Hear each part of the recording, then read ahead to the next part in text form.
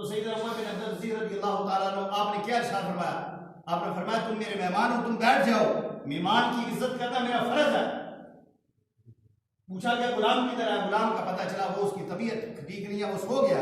تو سیدنا عمر بن عبدالعزیز رضی اللہ تعالیٰ عنہ وقت کے حاکم عمران ہے، آپ نے خود اپنی جگہ سے اٹھے، اپنے تخت سے، اپنی عمارت سے، اپنے تخت سے اٹھ کر، اپنی جگہ سے اٹھ کر آپ نے دیے میں سلائی جلا لی اور اس کو جلایا۔ جلانے کے بعد اپنی جگہ پہ جب تشریف لائے تو آپ نے وہ طریقے جملہ ارشاد فرمایا، فرمایا میں پہلے بھی عمر بن عبدالعزیز تھا، اب بھی عمر عبدالعزیز ہوں، میری حکمرانی میں کچھ فرق نہیں پڑا۔ یہ وہ عادل حکمران تھے جن کی دعا رب الجلال رد نہیں فرماتا۔ آگے ارشاد فرمایا کہ وہ دعوت المظلوم، اور مظلوم کی دعا جو ہے رب الجلال وہ بھی قبول فرماتا ہے، اسے بھی رد نہیں کرتا۔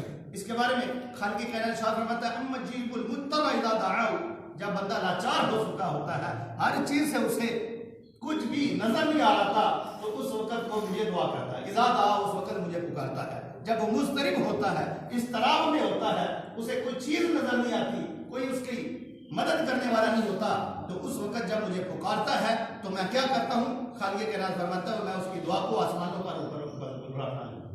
آسمانوں کو اٹھانے کے بعد میں کرتا کیا ہوں؟ میں آسمانوں کے دروازے کو کھول دیتا ہوں، اور کھولنے کے بعد پھر میں کیا کرتا ہوں؟ اس بندے کی دعا کو قبول فرماتا ہوں۔ قبول فرمانے کے بارے میں فرمایا کہ اس کی مدت کی بھی کہ کم از کم 6 ماہ ہو، یا اسی وقت قبول فرما دے، یا اس وقت قبول فرماتا ہے، یا 6 ماہ کی مدت لگا دیتا ہے، یا خالق کا ارشاد فرماتا ہے کہ میں اس کی 40 سال تک میں اس کی عبادت کو مہلت دے دیتا ہوں، لیکن میں قبول کرتا ہوں۔ مطلب یہ کہ میں حکیم ہوں، میں حلیم ہوں، میں اس چیز کو سنتا ہوں جو وہ کہنا چاہتا ہے۔ تو ہمیں اپنے رب الجلال سے توبہ کرنی چاہیے، اپنے مظلوم بھائیوں کی ہمیں مدد کرنی چاہیے، اس کو دست و بازو کرنا چاہیے۔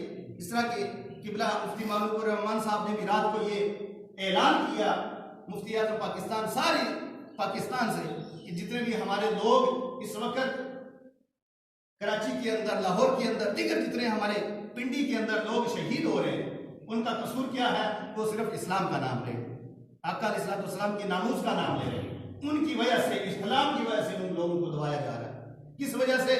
کیونکہ وہ جو بغیرت فرانس میں بیٹھے ہوئے ہیں، جنہوں نے حضور علیہ الصلوۃ والسلام کی، آپ کے نعوذ باللہ کارٹون بنائے، آپ کی تصویریں شائع کی، اور وہی جو مقابلہ کرانے والا شخص تھا وہ عمران خان کو مخاطب ہو کے کہتا ہے کہ تم اس بندے کو ساری دنیا ذیل میں رکھو، کیونکہ اس کا قصور یہ ہے کہ حضور علیہ الصلوۃ والسلام کی ناموس کے لیے اس نے ہاتھ اٹھایا ہے۔ اس کے والد نے میرے اوپر فتویٰ لگایا تھا۔ اب یہاں پہ مسئلہ اس ایک تاریخ کا، تنظیم کا نہیں ہے، ایک مسلک کا، ایک مذہب کا، کسی ایک بھی فرقے کا یہ مسئلہ نہیں ہے، کیونکہ مسئلہ ہماری حضور علیہ الصلوۃ والسلام کی ناموس کا ہے۔ تو اس پر ہمیں بھرپور احتجاج کرنا چاہیے ان ظالم حکمرانوں کے ساتھ کہ جو اپنے اوپر احتجاج کرنا چاہے تو وہ 126 دن تک بیٹھتے رہیں، اس وقت انہیں کچھ نہ معلوم ہو۔ جب 14 لوگ شہید ہو جائیں ماڈل ٹاؤن میں، اس وقت انہیں کچھ محسوس نہ ہو، کسی کے اوپر بین نہ ہو، لیکن جب اسلام کا نام لینے والا کوئی ہو، جب قال رسول اللہ صلی اللہ علیہ وسلم کا کوئی نام لینے والا ہو، حضور علیہ الصلوۃ والسلام کی ناموس کا ہو، وہ چاہے کوئی بھی ہو، تو ہمیں اس کے ساتھ دینا چاہیے۔ ایز اے مسلم ہمیں حضور علیہ الصلوۃ والسلام کی، کیونکہ کریمہ صلی اللہ علیہ وسلم ارشاد فرماتے ہیں کوئی بندہ اس وقت مومن نہیں ہوتا، لا یؤمن احدکم حتی اکون علیہ احب من والدی وولدی والناس اجمعین، او کما قال، حضور علیہ السلام فرماتے ہیں اس بندہ اس وقت تک کوئی بھی مومن نہیں ہے، کب تک؟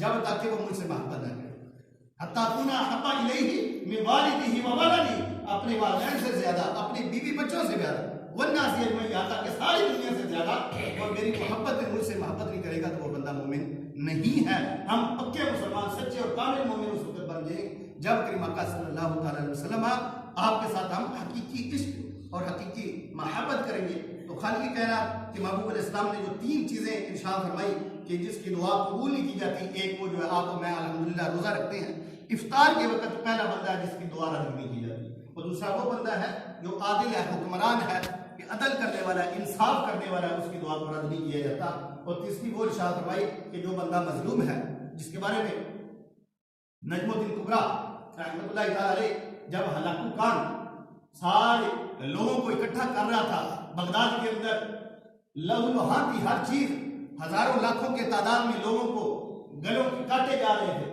کینچیوں کی طرح ان کو काटा जा रहा था, मुसलमानों के ऊपर जुल्म और सितम किया जा रहा था। नजमुद्दीन कुबरा रहमतुल्लाह ताला अलैह बैठे, अलाकू खान आया और उसने क्या किया, एक लाइन में जितने भी लोग थे सारे की गर्दनें उड़ा दी। आप पिछली साफ में आ गए, उसने बुजुर्गों को देखा, फिर दूसरी लाइन की बारी आई, सारे के सारे जितने भी सारे की गर्दन उठा दी। आप आखिर में बचे, आप तीसरी लाइन पे आ गए। जब तीसरी बारी आई, सारे के सारे जितने भी थे मुसलमान साहब की गर्दनें उतर गई और अब वो एक बंदा रह गया, नजमुद्दीन कुबरा। और अलाकू खान ने क्या कहा, उसने कहा पापा जी 3 दफा तुम मुझे से बच रहे हो, अब बताओ कि कौन सी ताकत है जो तुम मुझे बताओगे। तो हजरत नजमुद्दीन कुबरा रहमतुल्लाह ने जब आसमान की तरफ देखा तो अपने रब को याद किया, या वाले ताला अब तू मुझे बचा सकता है। तो खान के कहना ने फिर कैसे बचाया, वही अलाकू खान जो बड़ा नाडर था, बड़ा बहादुर था, बड़ा शुक्र खवार था। अब उसके अंदर हाथ में नींबू था, बाज रवाया के अंदर अब वो नींबू के साथ खेल रहा है। होता क्या है, वो नींबू उसके नीचे गिरता है तो उसको पकड़ने के लिए, जब नींबू को पकड़ने के लिए नीचे आता है तो उसका घोड़ा बिदक जाता है, अब नींबू से छूट जाता है। वही अलाकू खान जो सारी दुनिया का बादशाह बनता है, जुल्म का हुक्मरान था, तो वही उस घोड़े के ज़रब से घोड़ा उसे घसीटता हुआ पत्थरों से मार रहा है, कभी किसी चीज से मार रहा है, कभी किसी चीज से मार रहा है, और वो उसी जुल्म की वजह से वो हलाक हो जाता है। सिर्फ किस लिए कि एक मजलूम की याद थी कि उसने अपने रब को याद किया। तो हमें भी अपने रब को याद करना है, अपनी रब की याद से गाफिल नहीं होना है। जितनी देर हम अपनी रब से याद से गाफिल रहेंगे, उतनी देर पर हमें जुल्म सतम हम पर किया जा रहा है और हम अपने इस्लाम से दूर रहेंगे, मुसलमानियत से हम दूर रहेंगे। अगर हम इकट्ठे रहते हैं, मुजमिल रहते हैं, तो उस वक्त हमें कोई दबाए नहीं कर, उस वक्त हमारे ऊपर कोई जुल्म नहीं करेगा, जब तक कि हम इकट्ठे रहें। रब्बुल आलमीन हमें आपस में इत्तफाक अता फरमाए, आपस में इत्तेहाद अता फरमाए, अपना प्यारे महबूब का इश्क अता फरमाए। आमीन। बिजाह नबी। कादरी साहब बड़ी रोई